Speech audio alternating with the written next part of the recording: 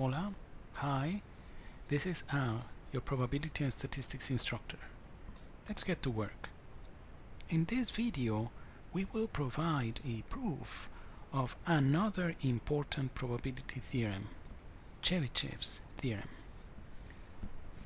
Let's begin. So, let's refer to our lecture notes. That's a statement of Chebyshevs Theorem. Okay, so I want you to read it carefully.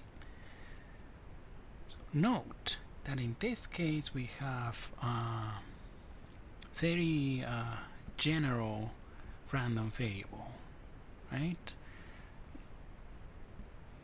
The only restriction that, restrictions that we have is that the mean and the variance are finite. So mean mu, generic variance, sigma square, a random variable y. It could be discrete, it could be continuous, right? Now, the theorem holds for a positive k. Okay, so in that case, we have a restriction for that constant k.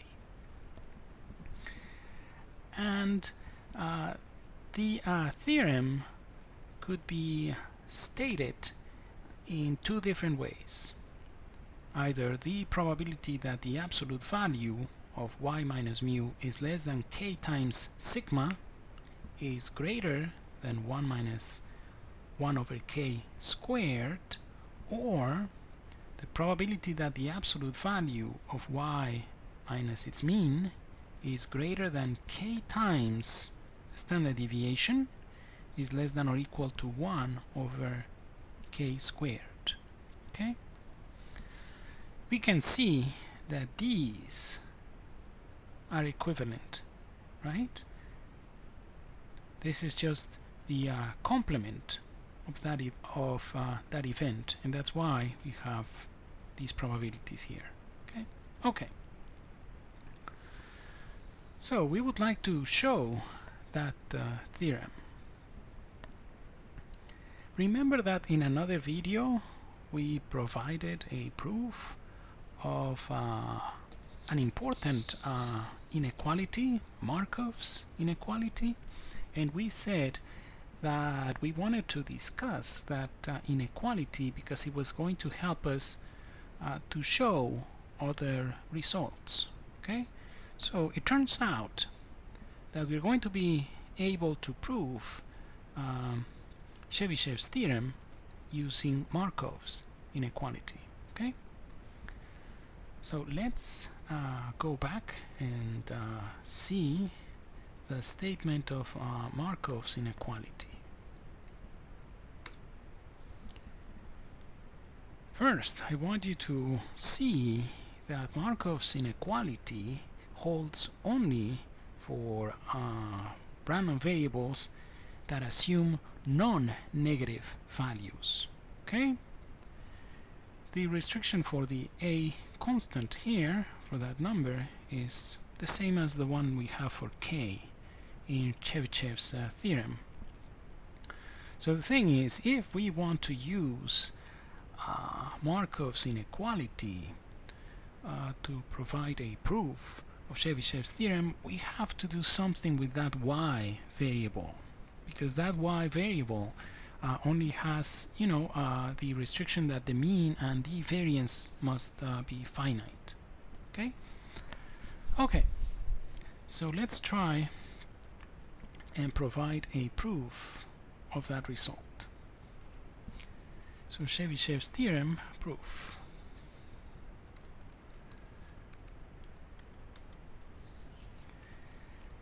Okay, so again, let me just restate here Markovs inequality. Let me be lazy here. I'll write it down like that, mi as in Markovs inequality. Okay, so what we have there is that the probability that the random variable x is greater or equal to a, where a is a positive constant right? A is positive. That probability is bounded, right, by the expected value of x divided by a, right? Okay, but what we also said is that x assumes only non-negative values, okay? Let me go back to the statement of Chebyshevs theorem, and we have a y random variable, very general, only with you know, the mean and the variance must be finite. So what we're going to be doing here is coming up with something that is going to be similar to the statement of Chebyshevs theorem. So first, note that we have here, right, the conclusion of the theorem, this inequality involves y minus mu, right? So note that if we let the following random variable be x, let x be y minus mu squared, that guy only assumes non-negative values, right? It's a square. So if y assumed negative values, when you square it, positive, right? Or 0. So now this guy is a random variable that assumes only non-negative values, right? Or possibly 0. But okay, so are we good? Okay.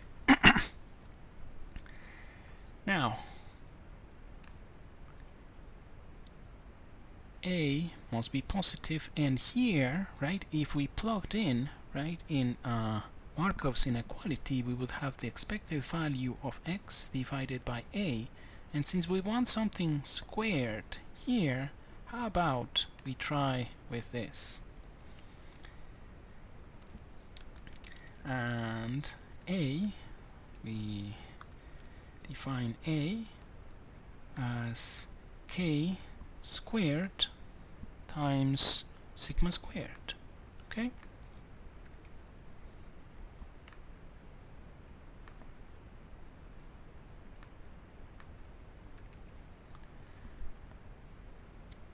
So now we have a random variable x that assumes non-negative values, right, meaning 0 or positive, right? This guy a will be positive because sigma square is a variance, that's positive, and k square is going to be positive because k is positive, right? So now these two guys satisfy the conditions of Markovs inequality. So applying Markovs inequality, so what we have is the probability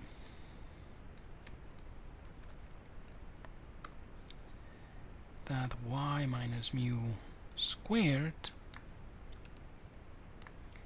is greater or equal to k squared times sigma squared is less than or equal, right? We're just plugging in Markovs inequality. The expected value of this guy, y minus mu squared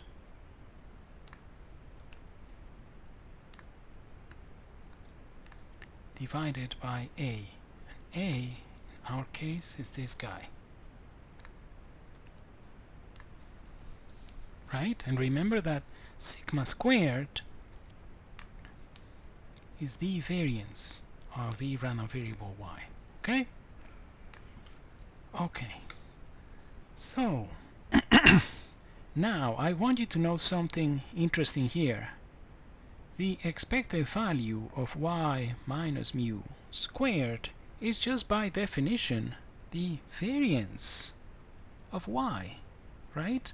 So let's rewrite the right hand side of that inequality we had up there. This is just sigma squared, the variance of y by definition.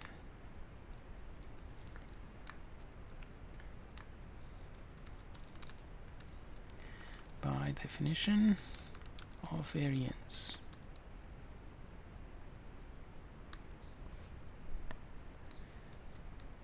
So now what we have on the right hand side will be just 1 over k squared. Nice. We already have the right hand side of that inequality we wanted to show. How about this one here? Well, just note that if you want y minus mu squared to be greater or equal to, and by the way, you could rewrite this as follows. It's the same, right? K squared times sigma squared is the same as k times sigma, you know, that product squared, right? So what I want you to see is that the event, the probability that y minus mu squared is greater or equal to k times sigma squared, is equivalent to the following event.